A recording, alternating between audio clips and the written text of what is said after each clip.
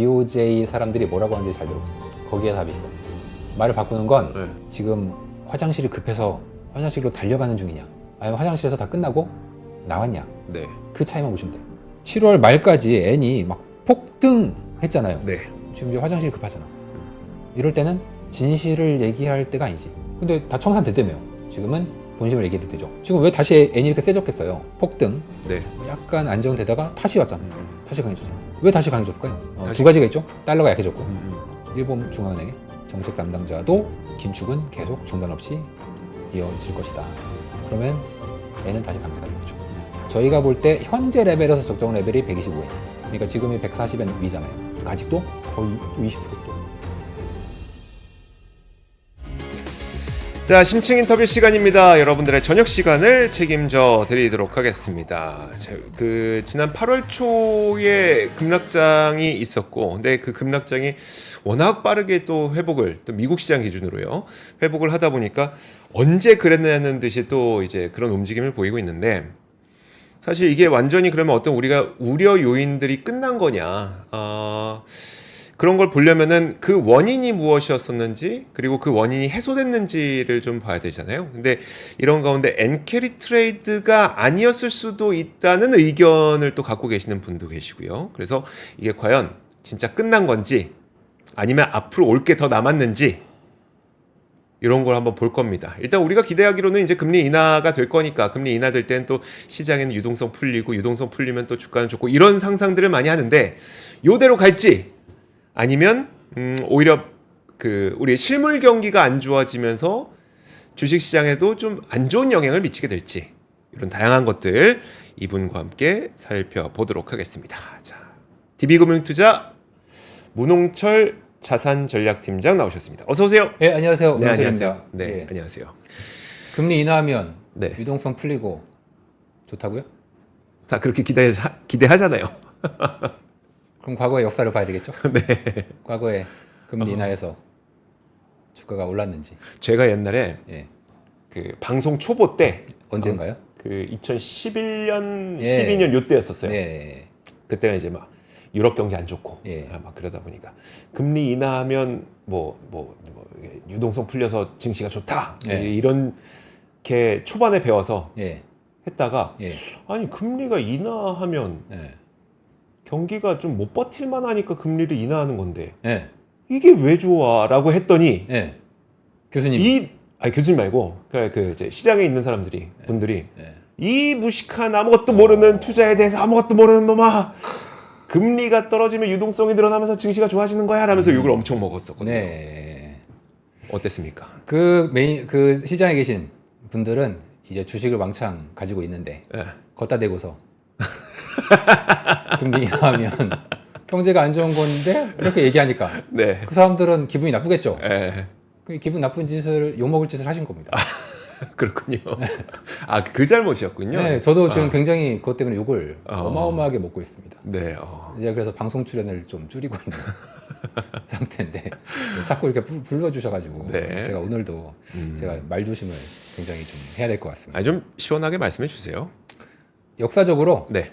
연준이, 그러니까 미국 기준, 왜냐하면 역사가 한국은 짧으니까 네. 연준이 금리를 내릴 때 음. 미국 주식 어떻게 됐냐? 뭐 이미 뭐 거의 150년 동안 기록이 있잖아요. 네. 그냥 기록 보면 되지 않습니까? 네.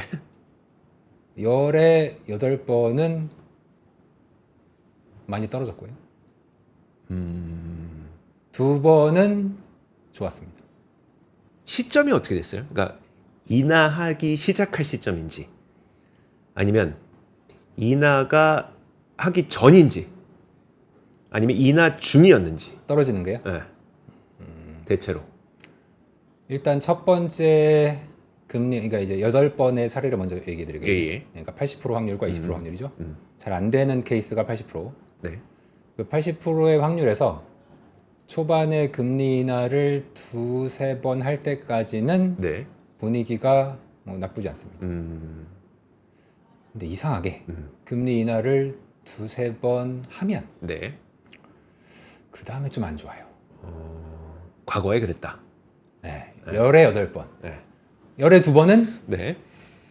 뭐 잠깐 뭐 조정 조금 네. 있다가 다시 쭉 올라갔습니다.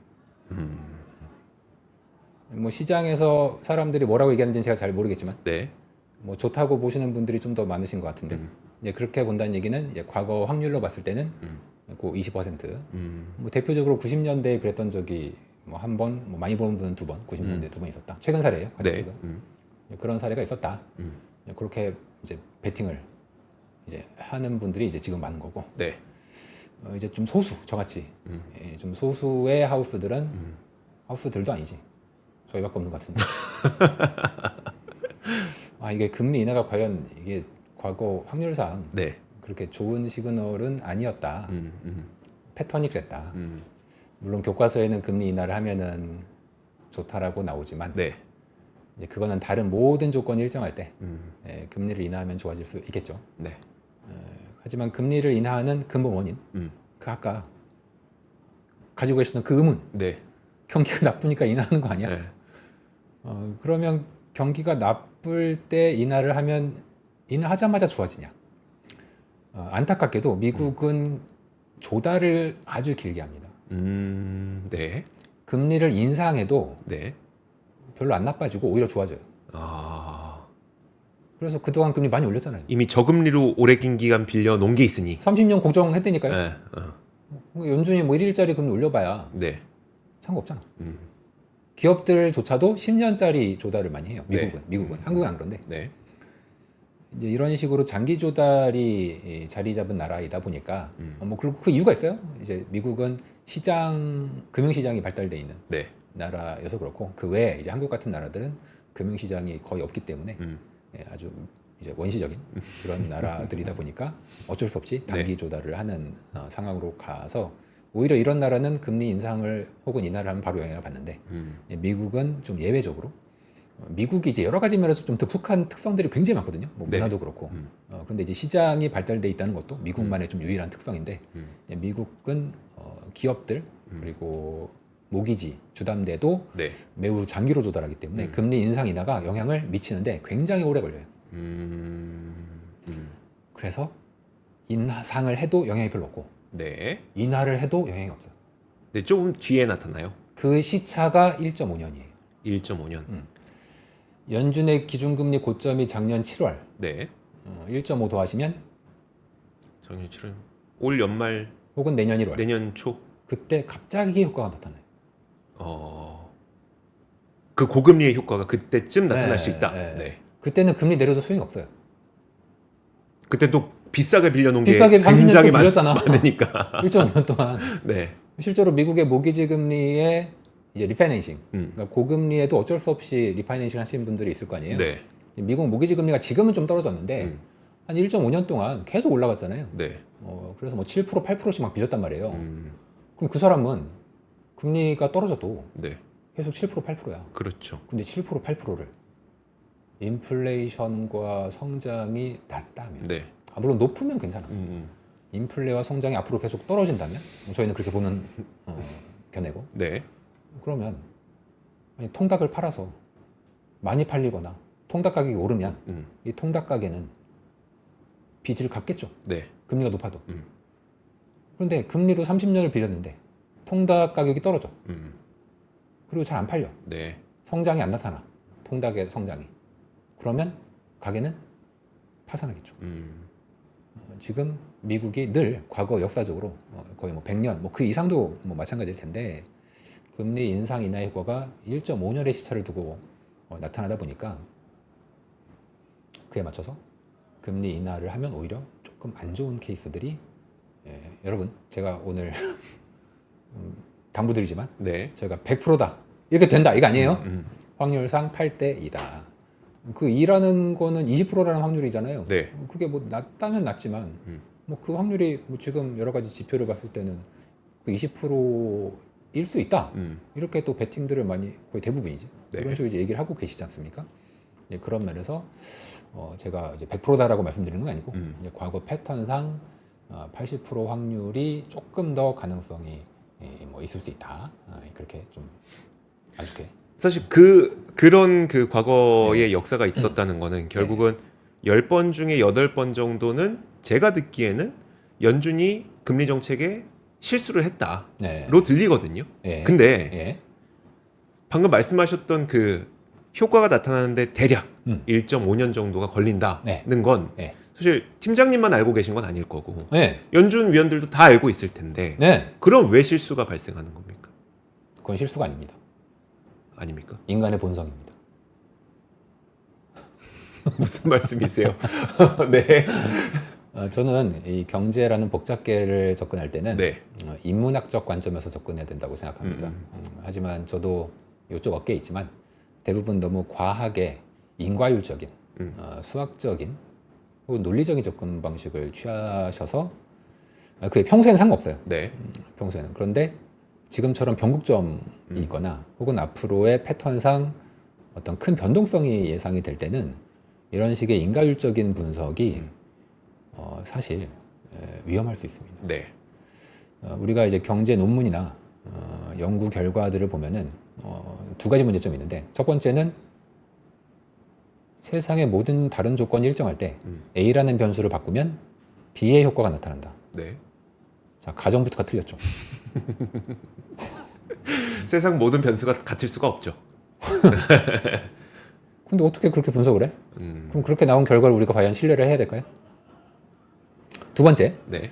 경제학 관련된 여러 가지 결과들은 반드시 정치적인 정책이 돼요.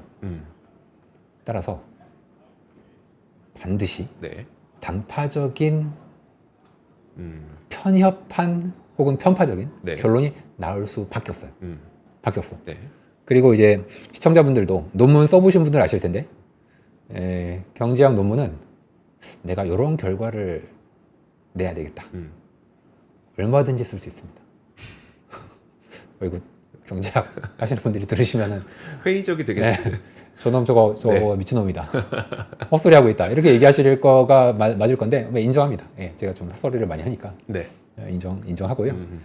다만 분명히 이게 돈에 관련된 학문이기 때문에 네. 정치적인 어떤 당파성에서 자유로울 수가 없어요. 그리고 분석을 할 때도 복잡계를 마치 수학하듯이 이제 풀게 되면 우리가 좀 판단할 때 좀 실수를 할 가능성이 이제 있다. 그래서 저는 약간 인문학적. 그러니까 인간이 왜 실수를 반복하냐. 네. 역사가 반복 혹은 이제 운율한다고 하잖아요. 비스무리하게 라임처럼 이제 역사가 계속 반복되는데 그게 계속 반복된다면 이유가 있겠죠. 네. 근데 그 이유를 찾을 때 우리는 이제 인간에 대한 이해가 먼저 필요하다. 우리도 과거에 했던 실수를 이제 반복하시지 않습니까? 네. 그리고 뭐 앞에서 심한 말 하고 나중에 와서 후회하잖아요. 그러니까 이제 사람의 감정이라는 게 늘 평온하면 참 좋겠지만 네. 늘 이제 들쭉날쭉하고 이제 한국인들은 더더욱 그러한 기복이 좀 심한 편이시고 꼭 굳이 그렇게 말씀하시겠습니까? 죄송합니다. 어쨌든. 그 전 세계 똑같아. 미국도 네. 기복이 이제 심하고요. 네. 미국은 그것을 더 심화시키는 이유가 그 장기 조달 구조에서 이제 오기 때문에 금리를 인상해도 효과가 안 나타나잖아. 네. 그럼 어떻게 하겠어요? 그럼 좀 더 올리죠. 하려고 했겠죠. 더 올리죠. 네, 더 올려. 네. 근데 효과가 안 나타나. 더 올리기. 또 올리겠죠. 네. 그럼 이 사람들이 실수를 한 건지 아니면 올렸는데 효과 없었잖아. 그래서 더 올리는 거지. 맞잖아요. 그럼 그게 실수일까요? 그리고 우리가 뭐 친구 중에 맨날 돈을 빌려. 뭐 어제는 어머니가 뭐 다치셨대. 오늘은 애가 아프대. 내일은 뭐 사고가 났대. 네. 그럼 걔는 그냥 나쁜 놈입니다. 그렇죠. 진짜 그 사고가 났을까요? 모르죠 뭐. 그건 알 수 없어. 네.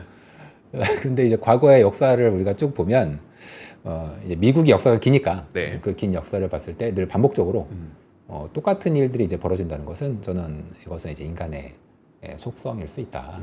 그런 면에서 저희가 여러 가지 그 패턴들을 계속 좀 보고 있는데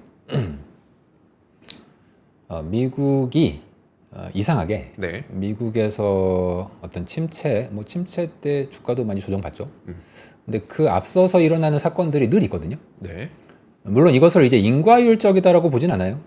그런데 이제 저는 상관성은 분명히 있다. 네. 혹은 인과율도 우리가 밝혀낼 수 없을 뿐이지 있을 수 있다. 이렇게 보는데요. 네. 여러 가지 사건들이 이제 있는데 그 중에 굉장히 신뢰성 있는 선행 지표 하나가 네. 그 일본의 긴축입니다.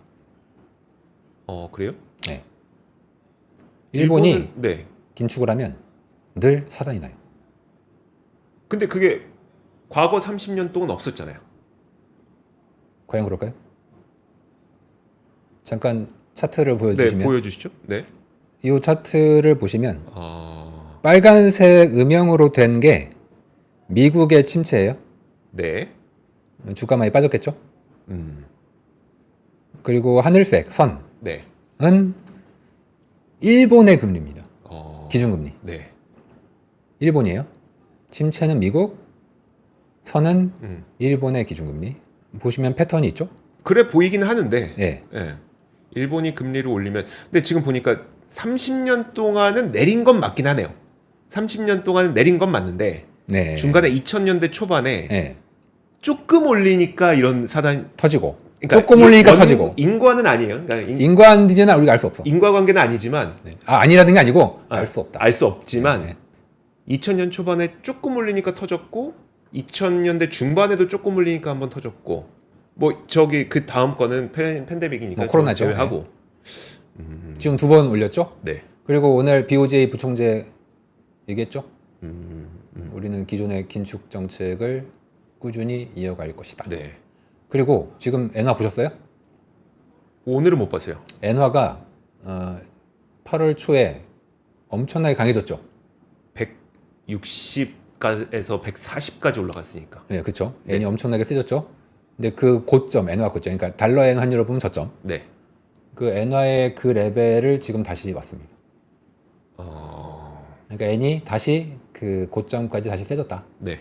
그러니까 달러 엔 환율로 보면 저점까지 다시 내려갔다. 그렇게 보시면 되겠죠. 그 얘기는 앞으로 일본이 긴축을 계속 해 나갈 가능성이 이제 있다. 네. 일본의 긴축이 왜 인과관계인지 아세요? 모르겠어요. 아니 일본이 물론 일본이 작은 나라는 아니지. 근데 미국에 비하면은 뭐 큰 나라는 아니고 왜 그럴까? 이유가 있습니다. 그걸 우리가 엔캐리 청산 때문이라고 두려워하는 거였었잖아요. 엔캐리에 대해서는 좀 오해가 있어서 네. 이번 7월에 8월이죠. 8월에 청산된 건 엔캐리와는 무관하고요. 그래요. 네, 그거는 헤지 펀드들의 엔숏 페어 트레이딩입니다. 엔숏 페어 트레이딩. 네. 엔캐리는 청산이 됐는지 안 됐는지 우리가 알려면은 10월달 넘어가야 돼요. 네. 그 전에는 우리가 알 수 없어요. 물론 좀 청산이 된 것 같긴 해. 근데 변동성을 일으킬 만큼의 수준은 아니고 이번에 8월에 변동성을 높였던 것은 엔숏 페어 트레이딩. 뭐냐? 엔숏, 그러니까 N은 숏 쳤다는 얘기죠. 네. 페어라는 건 짝. 짝이라는 건 숏이 있으면 롱이 있어요. 네. 그럼 N을 숏 쳐놓고 네. 롱을 한 건 달러? 아 저기. 주식. 어. 한국, 일본, 대만 주식을 네. 롱해놨죠. 네. 이 페어 트레이딩을 어마어마하게 한 겁니다. 네. 그리고 이거는 현물을 쓰지 않고요. 보통 선물로 해요. 네. 그런데 이제 특정 트리거가 하나 있었습니다. 그 트리거는 이제 7월 말 혹은 8월 초에 있었는데 7월 말에쯤 돼 있었죠. 그 트리거에 의해서 N이 강해졌어요. 살짝. 네. 그게 손절을 부르니까 N의 숏을 이제 롱으로 감아야 되고 네. 반대로 주식들 뭐 일본, 한국, 대만 주식 롱했던 거 숏으로 감아야 되겠죠. 네. 그게 8월 초에 있었던 엔숏 페어 트레이딩의 대규모 청산이 불러온 엄청난 변동성입니다. 더 떨어질 거라고 보고 숏을 쳤다는. 그렇죠. 뭐 물론 150대부터 계속 숏 쳤어요. 150. 예, 숏. 그럼 뭐 얘네는 야 170도 가고 200도 갈 수도 있어라는 상상을 하면서. 당시 분위기는 그랬죠. 왜냐면은 일본이 지금 금리를 2번째 올린 거예요. 사실은. 네. 이미 4월인가? 그때 한번 올렸어. 네. 올렸는데 그때 N이 약해졌어요. 아니 금리 올리면 세진다며. 네. 근데 N이 약해졌어. 물론 여러 가지 이유가 있겠지만 기본적으로 이 헤지펀드들은 될 놈 될에 올라타요. 그때 가장 될 놈 될 트레이딩은 N을 약세 쪽으로 몰고 가는 트레이딩에 다들 바글바글 모여 있었죠.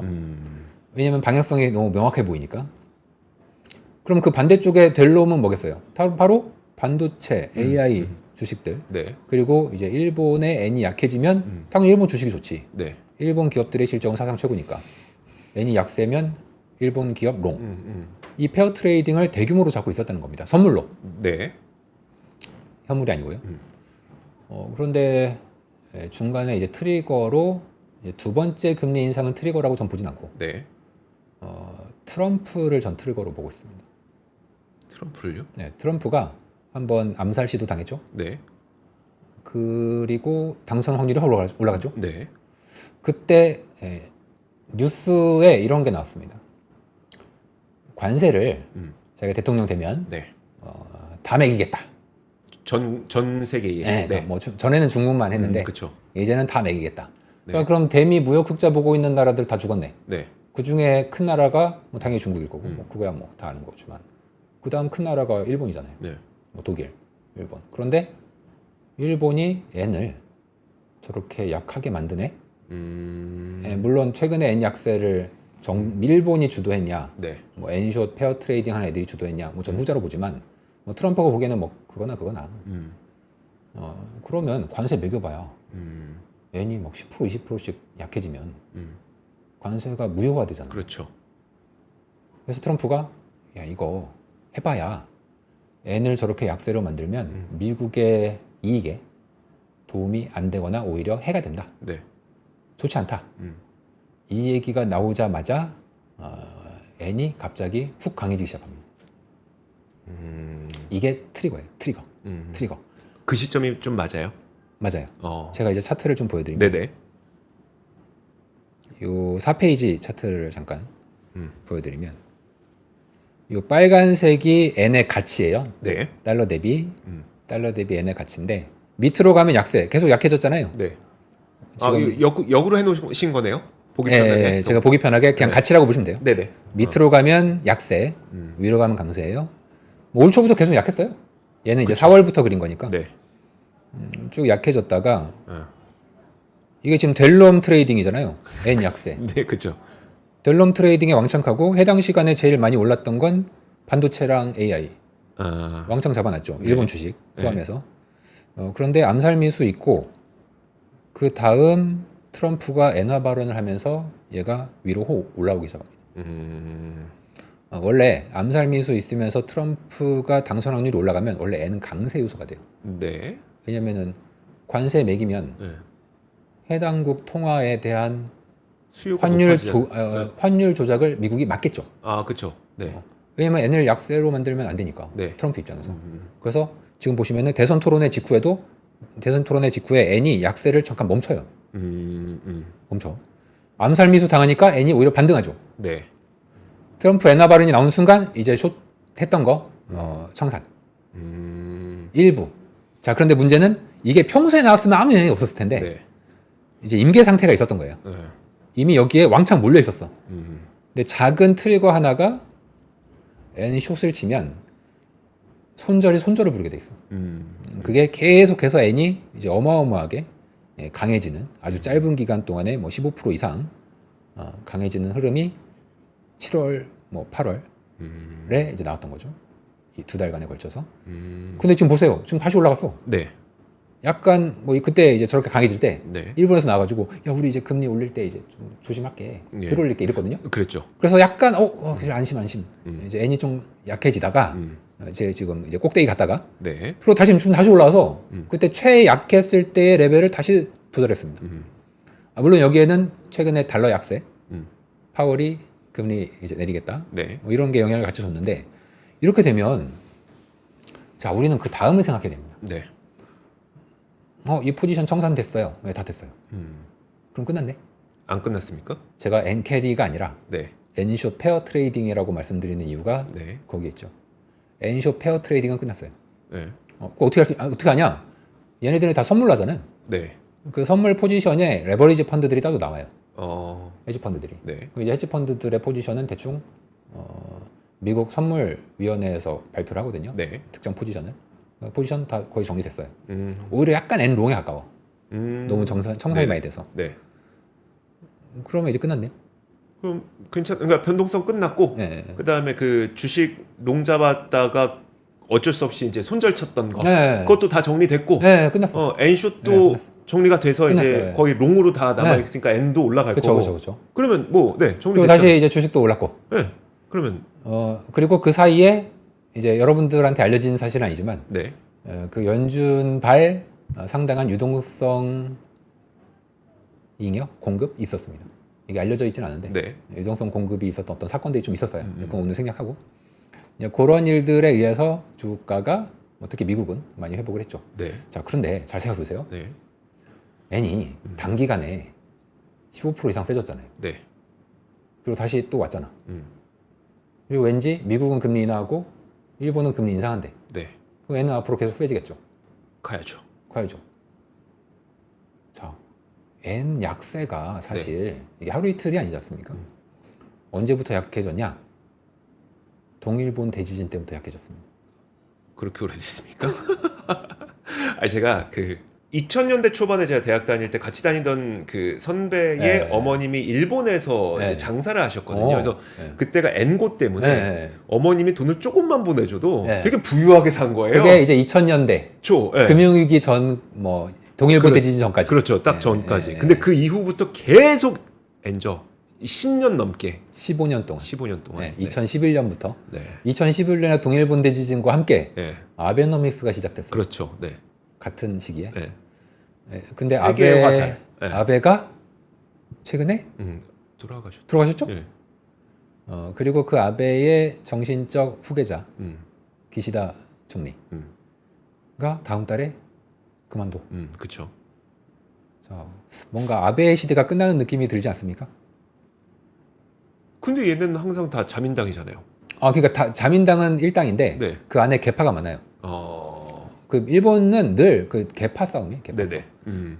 그래서 이제 우리나라처럼 당이 같으면 하나가 아니라 그 자민당 내에서의 뭐 A 계열이냐 B 계열이냐 요 계파 간의 싸움이 있거든요. 네. 그동안 이제 아베의 힘이 굉장히 셌지. 네. 근데 그 아베 계파가 이제 종교와 관련된 스캔들 그리고 네. 비자금 이런 것 때문에 원래는 되게 셌는데 네. 이러한 비리가 많이 터지면서 최근에 지지율이 많이 떨어졌고 기시다도 지지율이 많이 떨어졌는데 그 배경에 또 하나 있어요. 네. 그게 바로 엔이 네. 15년 동안 약했는데 네. 국민 여러분 살림살이가 나아질 수가 없죠. 원래 아베노믹스의 핵심은 네. 이제 옛날 아베가 네. 엔을 강제로 약세로 만들겠다. 물론 대놓고 얘기한 건 아니에요. 그때 오바마랑 옛날 오바마 대통령이랑 둘이 협의를 했지. 우리 일본이 이대로 가면 안 된다. 네. 지진도 났고 우리 좀 살려보려고 한다. 네. 우리 좀 그래서 엔을 되게 약세로 만들 건데 미국 좀 뭐라고 하지 말아주세요. 그래서 이제 오바마랑 서로 협의를 했단 말이에요. 네. 근데 당시 오바마는 이제 아시아로의 추기동 때문에 일본이 안보적으로 중요했던 시기였었고 그래 한번 해봐. 그 덕분에 이제 아베노믹스를 이제 했던 거예요. 했던 거고 중간에 트럼프로 대통령이 바뀌었잖아요. 네. 그러니까 트럼프가 또 보호무역도 하고 그러니까 아베 입장에서는 큰일 나잖아. 그래서 그때 이제 트럼프를 아주 극진히 이제 모시죠. 그래서 트럼프도 딱히 일본에 대해서 뭐라고 하지 않았습니다. 네. 특히 안보적인 면에서는 일본은 늘 최우방이니까. 이제 그러다가 이 바이든 정부 때 들어서 이때는 뭐 바이든이 뭐라고 안 했어요. 왜 뭐라고 안 했냐면 오히려 인플레가 높으니까 미국이 네. 오히려 달러가 좀 센 게 좋아. 원래는 미국은 좀 약한 걸 원하거든요. 네. 어느 나라나.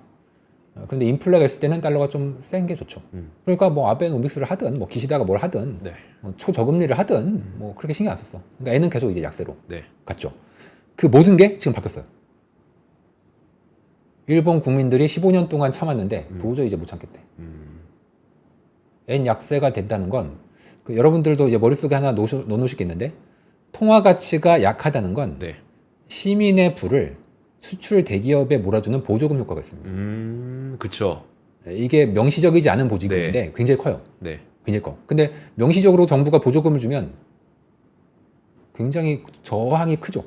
하지만 외환 시장을 조작해서 통화를 약세로 만드는 식의 보조금 지급은 네. 상대적으로 쉬워요. 그렇네요. 미국만 설득하면 돼. 네. 되게 쉬워. 네. 즉 15년 동안 일본 국민들이 좀 그런 게 있어요.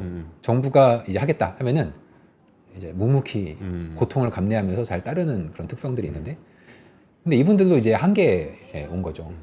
15년 동안 했는데 기업들은 임금을 이제 명목은 올랐어. 네. 실질은 계속 마이너스. 네. 계속 마이너스. 그리고 그렇다고 이제 일본은 원래 옛날부터 늘 고용이 좋았어요. 왜냐면 노인들이 너무 많으니까 네. 이 고령화 때문에 이제 늘 인력이 부족해. 음. 그래서 고용을 늘리는 거에 대해서는 그렇게 별로 사람들이 뭐 불평도 없고 원래 요구도 별로 없었고 임금만 올려주라 네. 이거였는데 일본의 기업들이 사상 최대 실적을 보면서도 임금을 올리는데 상대적으로 소극적이고 실질, 그러니까 물가를 고려해서는 오히려 마이너스가 났죠. 네. 거기다가 이제 인플레이션이 오니까 이제 사람들이 이제 여기까지 온 거야. 그렇죠. 더 이상.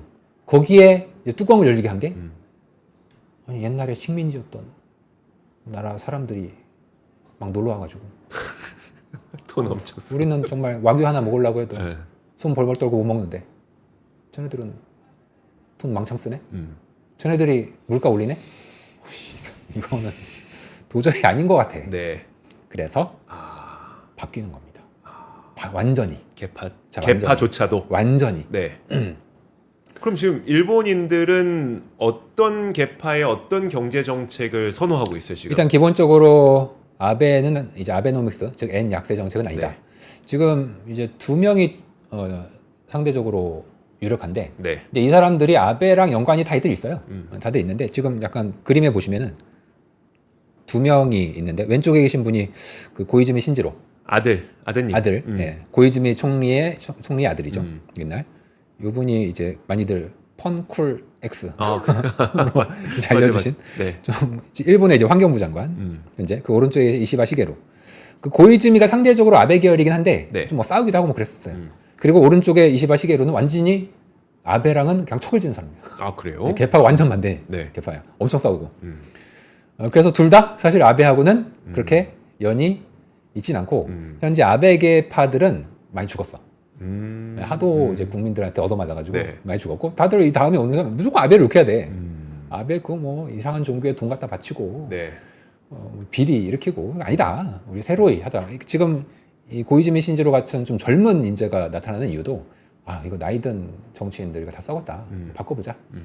그래서 이제 여성 정치인 분들도 최근에 지지율이 많이 올라오고 있고 젊은 이제 고이즈미 신지로 같은 분도 이제 올라오고 있으니까 이제 이런 분들이 되면 제일 먼저 할 건 당연히 초완화 정책의 되돌림, N의 강세가 되겠죠. 네. 자, 근데 그럼 어떤 일이 벌어질 것 같아요? N 강세. 일단 그 국민들은 좀 그나마 좀 편할 것 같고 어쨌든 이제 그렇겠죠? 국민들이 써야 될 돈은 좀 줄어들게 되니까 뭐 에너지 가격 줄어들고 할 테니까 그렇죠. 좋은데 상대적으로 그렇다고 지금 그 일본의 수출 기업들이 힘들겠지. 근데 이게 단순히 가격만으로 지금 뭐 도요타가 팔리거나 단순히 가격만으로 반도체가 팔리는 건 아니라서 네. 그렇게 큰 영향이 있을까요? 자, 우리 주가, 네. 뭐 금리에 영향을 미치는 건 절대적인 수준이 아니라 예. 모멘텀이죠. 그렇죠. 즉 도요타 입장에서는 원래 품질 경쟁력이 원래 있었어. 네. 원래 있었는데 거기에 N이 약세가 되면 더블로 좋아. 그렇죠. 자, 품질 경쟁력이 뭐 변하진 않겠죠? 네. 계속 있어. 근데 N이 강세로 가요. 아, 좀 매력이 떨어지죠. 매력이 떨어지잖아요. 네. 즉 변화율이 중요한 거예요. 네. 금융시장에서는 나는 기분이 예를 들어서 우리가 재벌집 맨날 행복해요? 돈 많으니까 맨날 행복해야지. 안 살아봐서 모르겠는데. 네. 그러네. 제가 예를 잘못된 것 같습니다. 네. 이제 부잣집, 그러니까 제가 이제 부잣집 아들내미랑 얘기해 보니까 예. 얘는 돈 많으니까 맨날 행복하겠다. 음. 자기도 막 죽겠대. 아, 이번에 이제 아버지 돌아가시는데 뭐 돈을 더 얼마나 받아야 되고 얼마 안 주니까 막 화가 나고 이미 많아. 네. 이게 그러니까 우리가 이제 금융시장이 똑같습니다. 네. 품질 경쟁력은 원래 있는 거고 N 약세로 그동안 너무 좋았는데 네. 이게 N이 강세로 가면 그게 이제 까먹잖아요. 네. 그러면 안 좋은 게 되는 거죠. 아. 그러니까 일본 기업들은 안 좋은 거예요. 근데 사실 그거보다 더 큰 게 있습니다. 더 큰 거요? 네. 엔캐리. 네네. 네. 엔캐리. 제가 아까 7월 8월에 있었던 건 엔캐리 아니라 그랬죠? 네. 달러 들고 있으면 손해니까. 자, 그런데 예. 자, 이제 앵커님이 일본의 연기금이야. 예. 혹은 일본의 보험사야. 일본의 뭐 은행이야. 네. 혹은 뭐 와타나베 부인이에요. 그러면 2011년 이후부터 투자를 당연히 네. 일본 안 했겠죠. 그렇죠. 해외에 했겠죠. 해외를 했겠죠. 네. 근데 엄청 싸게 빌려서 다 밖에다 뭐 빌렸다기보다는 가령 이제 보험사를 예를 든다면 일본의 이제 보험사에 사람들이 예금은 아니고 이제 보험을 들었겠지. 네. 그럼 그 보험 그 든 걸로 보험사는 해외 투자를 했겠죠. 그렇죠. 이제 일본 연기금이 되게 큰데 음. 그 일본 연기금도 사람들이 매달 납부하는 연금을 받아서 그걸로 해외 투자했겠죠. 네. 일본 은행들은 사람들한테 엔화로 예금 받아서 네. 해외 투자했겠죠. 와타나베 부인들은 그냥 월급 남편 벌어오는 거 가져다가 해외 투자했겠죠. 네. 그게 15년 동안 쌓였잖아요. 네. 그 얼마인지 알 수도 없는 그 거대한 자금들이 15년 동안 나갔는데 이게 만약에 앞으로 엔이 이제 더 이상 강해지지 않고 죄송합니다. 약해지지 않고 네. 반대로 강세로 가게 된다면 그 15년 동안의 패러다임이 바뀌어야 되지 않겠어요? 해외 투자했던 거? 그렇죠. 그럼 그게 해외에 지금 뭘 하고 있냐는 거지. 지금 그 어마어마한 자금들이. 그러니까요. 그러니까 그러면 엔화가 높아지니까 예. 내가 해외에 투자했던 것보다 그 돈을 일본으로 들고 들어와서 무엇인가를 했을 때 더 예. 좋다면 엔캐리가 확 올 거고 그쵸? 아니라면 계속 남아 있을 텐데. 예, 맞아요. 근데 제가 그냥 되게 애널리스트가 아닌 저의 머리로 그게 생각을 오히려 해보면 더 맑습니다. 그래, 그렇게 생각을 해보면 예. 지금 이제 겨우 0.25%의 금리 때문에 예. 해외에 있는 돈을 네. 일로 빼올 것이냐. 예. 거기서 저는 그게 그렇게 강력하다고? 라는 생각이 드는데 날카로운 지적을 하셨습니다. 그렇습니까? 예. 자, 내가 와타나베 부인이라고 네. 혹은 일본의 보험사의 최종 투자 책임자야. 네. 자, 이제 일본에서 뭐 돈을 빌렸다 칠게요. 예. 원래는 이제 고객 예금이긴 한데 이제 빌려서 저금리에 이제 빌려서 해외 투자를 했어. 미국. 네. 주로 이제 미국을 많이 해요. 미국 투자했는데 달러죠. 일본이 금리를 25bp 올렸어. 네. 뭐 지금 50bp라고 할게요. 이 50bp 올렸어요. 그러면 그거 해봐야 얼마 안 되잖아. 네. 예. 자, 근데 이 사람한테는 금리가 중요한 게 아니죠. 환이 중요하죠. 내가 들고 있었던 달러의 가치가 확 떨어진다. 예. 지금 아까 거의 2달도 안 돼서 예. 163에서 아, 143을 갔잖아요. 그렇죠. 그럼 이게 벌써 얼마야? 거의 20% 가게 돼요. 그렇죠. 제가 들고 있었던 1억이 예. 8,500만 예. 원이네. 아니 1년에 채권 가지고 있어봐야 미국이 고금리라고 해서 채권 가지고 있어봐야 5%밖에 4%가 될까 말까 한데 15%. 지금 2달 만에 15% 깨졌어. 그러면 그러면 비상소집이에요. 네. 운용사나 뭐 보험사에 계신 분들은 연기금 마찬가지로 네. 전부 다 소집이야. 음. 휴가 간 사람 다 와. 지금 난리 났어. 네. 해외 투자 해놨는데 지금 2달 만에 거의 20% 가까이 깨졌어. 그래서 그러면 고민을 하겠죠. 이거를 이제 다 꺾을 건지. 네. 아니야. 다시 이제 금리가 문제가 아니라 환. 아니야. 다시 N이 약해질 거야. 네. 150, 160 네. N까지 다시 이제 N이 약해지는 방향으로 이제 갈 거야. 하면은 뭐 그냥 냅두자. 근데 약간 주변 돌아가는 모양새가 일본은 금리를 계속 인상한다 그러고 총리는 바뀐다 그러고 미국은 금리 많이 내릴 것 같고 달러는 한 4, 5년 강했으니까 이제 약해질 때도 된 것 같고 네. 아베노믹스 15년 했으면 됐지. 그러면 여기서 우리 이제 끝내야 되는 거 아닌가요? 판단은 여러분이. 답은 없어요. 답은 없어. 답은 없어. 참고로 이 규모가 어느 정도냐? 제가 단적인 예로 7페이지에 잠깐 보시면은 네. 그 일본 최대 연기금이 GPIF라고 있어요. 그러니까 정부 연기금이에요. 정부가 운영하는 연기금. 네. 왼쪽 그림은 자산의 비중. 네네. 다 더하면 100이 돼요. 오른쪽에 있는 건 절대 금액. 연기금의 그냥 자산인 거죠? 네, 자산을 네네. 나누는 거예요. 왼쪽에 있는 그림은 왼쪽에 있는 막대기 있는 그림은 네. 전체 자산을 100이라고 했을 때 이제 비중이 그 제가 MAL 3월 11일 그러니까 11년 3월 예. 그리고 준 24년 6월 올해 6월이에요. 최근이네요. 네. 그 일단 왼쪽 그림부터 먼저 볼게요. 네. 왼쪽 그림 보시면 11년 대비 24년에 자산의 구성이 엄청 변했죠. 주식이 많이 줄었네요. 아니죠. 채권이 2배 늘었네. 아니죠. 아니에요? 저 아니에요? 국내 채권 보세요. 국내 채권. 국내채. 국내 채권이 제일 밑에 있어. 제일 밑에. 죄송한데 저게 거꾸로 돼 있어가지고. 반대구나.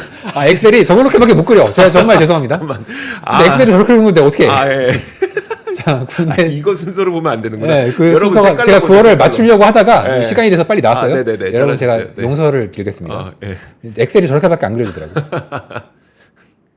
근데 그림을 잘 보면 국내 채권이 2011년에는 네. 65%였어요. 저게 대부분 일본 정부채예요. 네.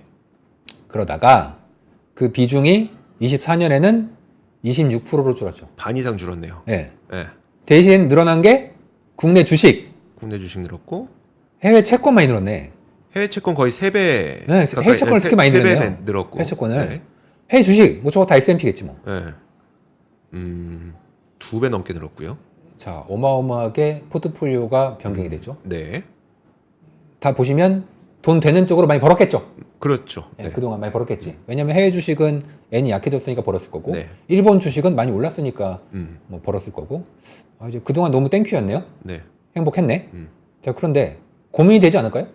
15년 동안 잘 먹었는데 지금 구도가 바뀌려 그래. 그럼 절대 규모가 얼마 정도 되냐? 저 GPAF 한 해만. 물론 저희가 제일 일본 최대 연기금, 뭐 전 세계에서 연기금 중에서는 뭐 거의 제일 최고로 이제 크긴 한데, 네. 그 오른쪽에 있는 그림을 한번 잠깐 확대해서 띄워주시면, 자, 저거는 아까랑 똑같은데 절대 금액으로 나타납니다. 예.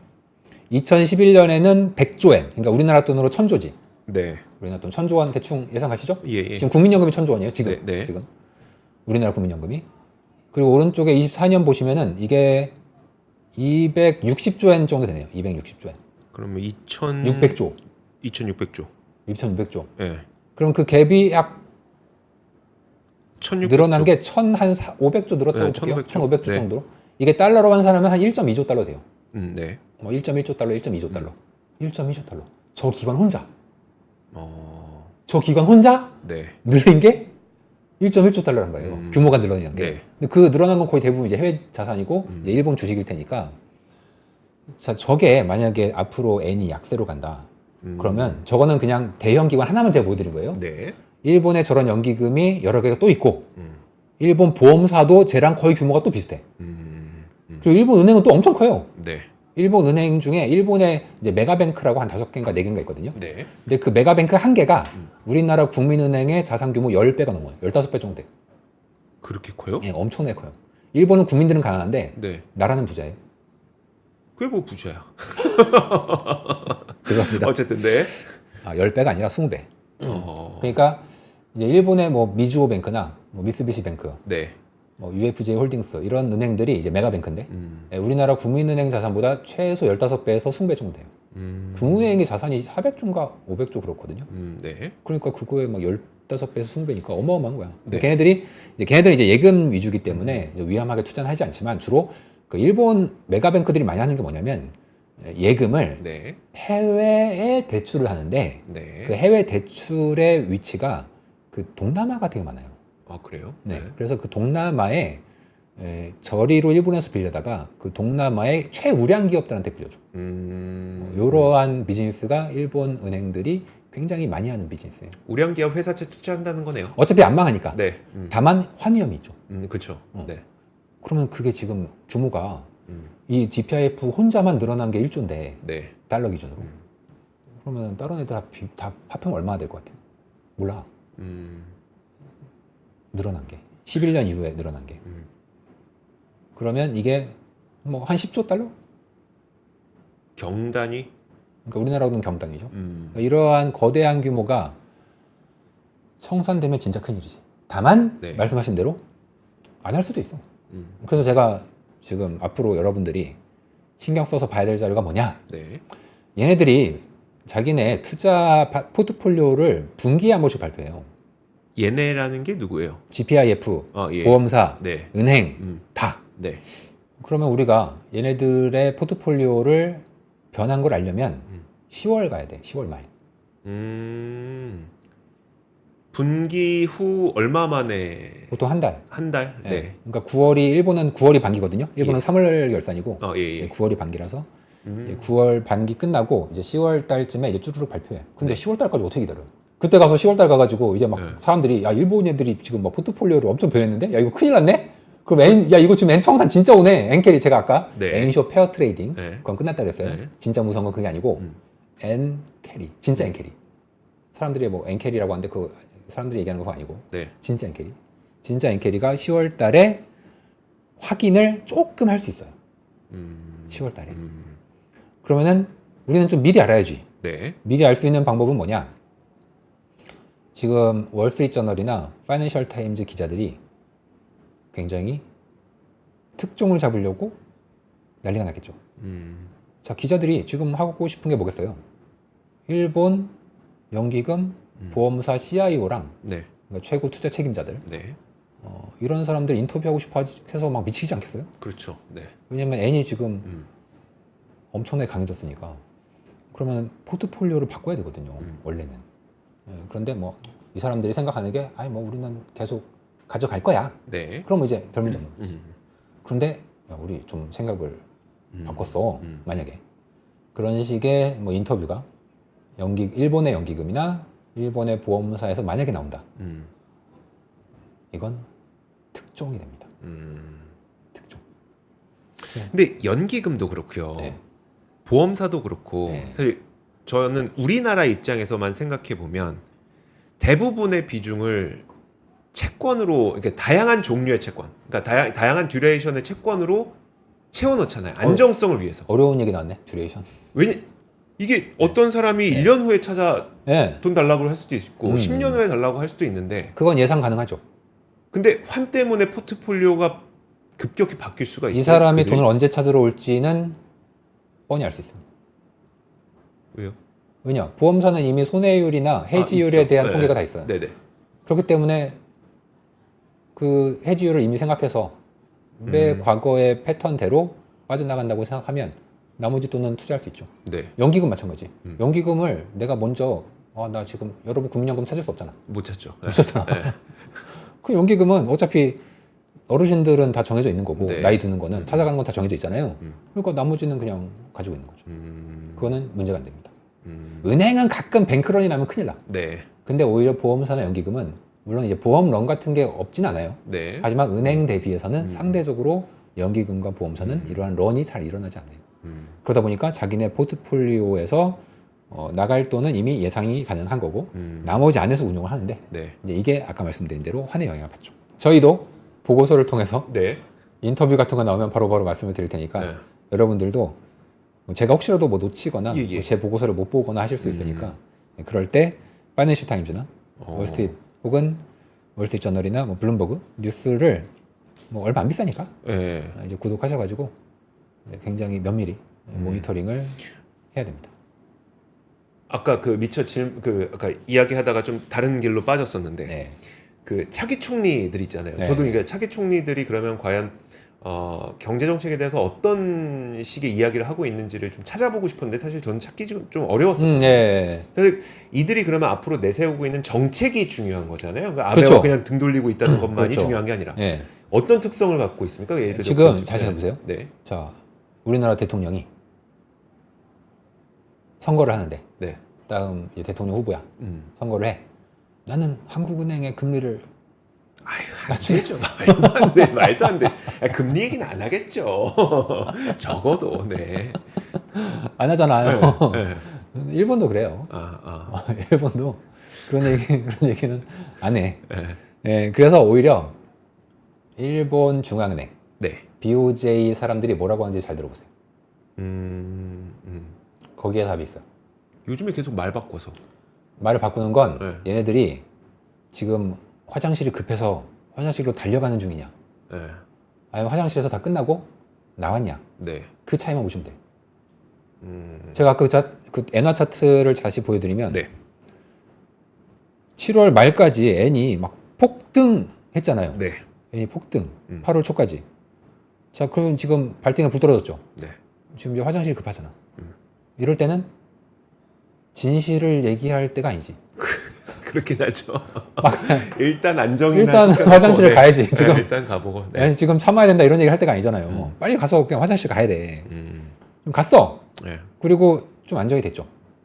엔캐리 이제 애니쇼 페어 트레이딩 네. 대충 성산됐잖아요. 그럼 그 다음부터는 본심이 나올 수 있죠. 음. 그래서 일본에 최근에 그러니까 엔이 이제 너무 강해서 네. 너무 강해서 시장이 난리가 났을 때는 그때 이제 나왔던 뉴스는 뭐 당연히 엔 강세가 너무 심하다. 일본의 통화 정책은 신중하게 네. 그 중앙은행이 거짓말할 때 늘 쓰는 단어가 신중하거든요. 신중하게 결정을 하겠다. 네. 그렇게 얘기해서 그래 좀 안정. 그래서 엔이 좀 약해졌어. 근데 다 청산됐다며요. 그러면 이제 괜찮지. 지금은 본심을 얘기해도 되죠. 그래서 요즘 오늘 아침에도 뉴스 났어요. 일본 BOJ 정책위원 중에 한 명이 지금 왜 다시 엔이 이렇게 세졌겠어요. 아까 보면은 폭등 네. 약간 안정되다가 다시 왔잖아. 다시 강해졌잖아. 왜 다시 강해졌을까요? 다시- 두 가지가 있죠. 달러가 약해졌고 금리 인상? 그리고 일본 중앙은행의 정책 담당자도 이에 대해서 긴축은 계속 중단 없이 이어질 것이다. 그러면 엔은 다시 강세가 되겠죠. 저희가 볼 때 현재 레벨에서 적정 레벨이 125엔입니다. 125. 125요? 150이 아니라 125요? 저희가 볼 때 적정 레벨이. 그럼 엄청 더 강해질 수 있다는 거네요. 이제 그러니까 전망하시기에. 이자율 갭 모델을 쓰면은 125엔 정도가 달러에는 좀 적정 레벨인 것으로. 그러니까 지금이 140엔 위잖아요. 그러니까 아직도 거의 또 20% 또. 금리를 그러니까 올린다고 무작정 지금 올릴 수 있는 상황은 아니지 않습니까? 일본이요? 거기에 대한 네. 근거를 대시는 분들은 네. 부채 비율이 너무 높아서 240%, 260%. 그럼 금리는 되게 천천히 올릴 거야. 이래도 달라지는 건 없습니까? 너무 세상을 수학적으로 보셨다. 아니 차가운 머리를 좀 비우고 따뜻한 가슴을 가지세요. 예? 아니 제가 말한 따뜻한 가슴은 뭐야? 일본 국민들의 어려움을 생각해 보시라고. 정치가 경제에 우선하는 겁니다. 정치가 경제에 우선해요. 즉 일본의 정치적인 상황은 엔의 약세를 계속 두고 볼 수 있는 상황이 절대 아닙니다. 즉 정치가 경제와 통화 정책을 결정할 텐데 지금의 이제 일본 상황에서는 당연히 기업들 15년 동안 꿀 빨았으면 됐지. 네. 이제 일본 국민들이 왜 또 더 희생을 해야 되냐? 우리도 좀 먹고 살자. 이게 이제 압도적으로 나와 있기 때문에 일본 국민들이 참 끈기가 있고 잘 참는 민족이거든요. 그렇게 15년 참았잖아. 그러니까 이제 더 이상 안 되는 거지. 이렇게 되면은 그 변화도 그만큼 큽니다. 이게 커. 이건 약간 여담인데 일본은 그 옛날부터 큰 지진이 있으면은 경제가 크게 바뀌는 경우가 있거든요. 네. 대표적으로 고베 대지진이 1994년에 있었는데 네. 그때가 버블이 끝났어요. 그 이후 계속 불황이야. 네. 그러다가 2011년 동일본 대지진 때 아베노믹스가 등장했죠. 그렇죠. 네. 요즘 일본 뭐 또 있다며. 그 난카이 대지진? 네, 그 난카이 대지진 관련된 아직 얘기들이 안 일어난 그 지진 네. 말씀하시는 거죠? 근데 네. 이제 그 우리가 전진이라고 하는 그렇죠. 큰 저진이 네. 있기 앞에 있는 지진들이 최근에 좀 자주 있다 보니까 네. 해당 지진대에서 이거 큰 지진이 있기 좀 직전에 나타나는 현상이니까 이제 일본 사람들이 좀 불안한 상태인데 만약에 앞으로 또 큰 지진이 있으면 이게 그냥 우연의 일치예요. 네네. 너무 귀도 기울여듣지 마세요. 기울여듣지 마세요. 여담이라고 하셨어요. 네, 여담이니까 그럼 이제 일본이 또 경제 정책 면에서 큰 변화가 있을 수 있는 게 좀 생기지 않나. 왜냐면 이제 일본인들의 정신 세계를 결정하는 거는 그 자연재해가 되게 커요. 네. 그 일본에 가면은 뭐 사람들 맨날 도어록도 열쇠 쓰거든요. 공중전화 쓰고 유선전화 쓰기도 하고 팩스 쓰잖아요. 네. 이제 그거를 이제 우리나라 사람들 볼 땐 되게 고리타분하잖아. 근데 이제 그게 좀 필요하죠. 왜냐면은 갑자기 지진 나서 통화가 안 돼. 그럼 유선이라도 남아 있어야 되죠. 그렇죠. 네. 무선이 안 되면은 이제 이렇게 좀 다양한 수단들이 있기 때문에 일본 사람들이 뭐 그렇게 쉽게 좀 바꾸지도 않고 늘 참고 인내하고 이제 이런 게 있는데 이게 바뀐다니까 15년 만에. 저는 그래서 좀 주의 깊게 내년까지 포트폴리오의 조정이 꽤 이거는 뭐 한두 달에 끝날 건 아닌 것 같아요. 왜냐면 이제 이러한 큰 기관들은 항공모함 네. 전단 그럼 천천히 계속해서 이렇게 이제 보트처럼 확확 바꿀 수 있는 게 아니라 그 그렇죠. 아까 애니쇼 페어 트레이딩은 보트야 보트. 보트 그냥 샥샥 바꿔. 네. 그게 난리 나. 네. 근데 진짜 엔캐리. 얘네들은 이제 항모 전단이에요. 음. 항공모함에 구축함 한 20대 잠수함까지 있어. 얘네들이 방향을 바꿀 땐 갑자기 안 따라오는 애들 가끔 있고 그렇죠. 이제 크게 바뀐단 말입니다. 이게 굉장히 큰 흐름이기 때문에 뭐 대응할 시간은 충분히 있을 것 같고 뉴스 플로우를 좀 여러분들이 잘 보시면 대응할 시간은 전 충분하다. 너무 그렇게 겁먹으시지 않아도 되고 뭐 제가 또 틀릴 수도 있잖아. 네. 저는 이제 얘가 서쪽으로 돌 것 같아. 근데 안 돌 수도 있잖아. 네, 그렇죠. 오히려 동쪽으로 갈 수도 있고. 그러니까 뭐 저도 분명히 틀릴 수 있는 저는 인정합니다. 네. 아직 확인이 된 것도 아니고. 그래서 10월 달에 확인이 되면 이제 더 정확한 거고 그 전에라도 이제 언론에 일본의 포트폴리오 조정을 이제 주의 깊게 지켜보자. 그러니까 보험사 CIO들이 저희는 뭐 앞으로 어떤 식으로 하기로 했습니다. 뭐 이 정도만 얘기가 나와도 약간 어떻게 보면 포트폴리오 전환의 신호라고 볼 수 있겠네요. 큰 신호가 되죠. 그러면 이제 거기서 무엇을 빼고 무엇을 넣을 것인지에 대한 변화를 우리는 좀 읽어야 되는 거고. 읽어야 되죠. 저는 아직도 이 뉴스 계속 기다리는데 네. 왜 인터뷰 안 하는지 모르겠어. 옛날에 보면은 그런 인터뷰가 종종 나오거든요. 네.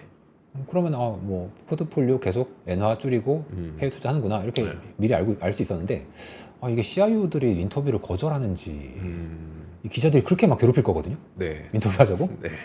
근데 아직 뉴스가 안 나와. 좀 이상해요. 좀 이상해. 재밌는 시간이었습니다. 무섭지 않았나요? 별로 무섭진 않았던 게 죄송합니다. 왜냐하면 말씀해 주셨던 것처럼 어차피 항공모함 항공모함에 천천히 듭니다. 네. 그 보험사들이 포트를 그렇게 빨리 변하지 않아. 못해요. 네, 맞아요. 네, 절대 시청자분들도 못해요. 너무 겁먹지 마시고 이게 이제 충분히 대응할 수 있다. 네. 시간이 있을 것이다. 항공모함이다. 네, 중간에 엇나간 애도 있다. 그러니까요. 예. 자 대신 이제 좋은철 팀장님은 팀장님은 10월 그럼 한 중순쯤에 한번 더 나와 주시면 좋을 네, 것 그때 같네요. 이제 포트폴리오 조정 같은 게 있으면 네. 10월 말이어야 되겠네. 분명히 뭘 살 거니까 네. 대신 채울 거니까. 바꾸는 게 나올 거고 특히 제가 이제 주목하고 있는 건 예. 그 보험사들은 해외 투자를 할 때 환해지 비율을 정하거든요. 네. 자산은 그렇게 빨리 안 변하는데 네. 환해지 비율은 금방 변해. 그건 무슨 의미예요? 무슨 말이냐? 네. 자, 해외 투자를 했는데 환해지를 했어. 네. 그 얘기는 해외 투자를 했는데 환해지를 했어. 그러니까 자, 미국 투자했는데 환해지를 했어요. 그럼 환 변동성이 없는 거잖아요. 즉 달러가 강해지는 건 나 모르겠다. 그렇게 생각 안 한다는 얘기잖아. 네. 근데 만약에 그 환해지가 안 했어. 네. 그러면 달러 강세 쪽, N 약세 쪽에 베팅한다는 얘기죠. 그렇죠. 네. 지금 일본 보험사들의 환해지 비율이 역사상 최저예요. 굳이 할 필요가 그래야 내가 버는 돈이 많으니까. 자, 근데 그 환해지 비율은 분기별로 보고를 해요. 네. 근데 다음 분기, 그러니까 이번 3분기 예. 말 데이터에서 보험사들의 환해지 비율, 그러니까 연기금 환해지를 안 하기 때문에 네. 일본의 보험사들의 환해지 비율을 봐야 되는데 이 환해지 비율이 만약에 올라갔다. 굉장히 위험한 신호죠. 위험하다고요? 그럼요. 더 이상 달러 노출을 줄인다는 얘기잖아. 그렇죠. 환해지 비율을 올린다는 얘기. 네. 그 얘기는 N 강세 쪽으로 계속 얘기를 그렇죠. 생각한다는 네. 얘기잖아요. 그럼 그 얘기는 미리 포트폴리오를 조정하기 전에 네. 환부터 막아놓는 거예요. 그러니까 당장 포트폴리오 조정이 많지 않다는 그건 거죠. 나중에 한다는 얘기예요. 네. 근데 이 과정에서 N이 급격히 강해져요. 왜냐면 포트폴리오에서 환해지 비율을 높인다는 얘기는 네. N을 사고 달러를 팔면서 높아지는 거잖아요. 그렇죠. 네. 해지하는 여기 네, 네. 이 해지 비율을 그렇죠. 높인다는 거예요. 네. 달러를 판다는 얘기잖아. 그럼 달러 약해지고 N 싸지겠죠. 아. 당연히. 그게 지금 나타나고 있는 걸 수도 있고. 근데 우리가 알 수가 없어. 안타깝게도 네네. 얘네들이 지금 무슨 짓을 하는지. 근데 제가 CIO여도 인터뷰 안 할 것 같아. 민감하죠. 제가 인터뷰 하는 순간 네. N이 난리가 날 거란 말이에요. 네. 네. 그럼 나는 되게 비싸게 또 해지해야 되는데 그럼 바보짓을 또 왜 해? 음. 그래서 저는 이게 참 어려운 주제인 것 같습니다. 아. 네, 최악의 경우 10월 말까지 기다려야 될 수도 있어. 얘들이 재무보고서를 내는 건 의무이기 네. 때문에 꼭 하게 돼 있거든요. 알겠습니다. 자, 그러면 제가 작가님한테 말씀드려 놓을게요. 예. 10월에 또 나오시기로 하셨어요? 당연하죠. 그래야 됩니다. 말씀드려 놓겠습니다. 알겠습니다. 자, 그럼 문홍철 팀장님은 오늘 여기서 보내드리도록 하겠습니다. 너무 재밌는 이야기 감사드립니다. 예, 감사합니다. 고맙습니다.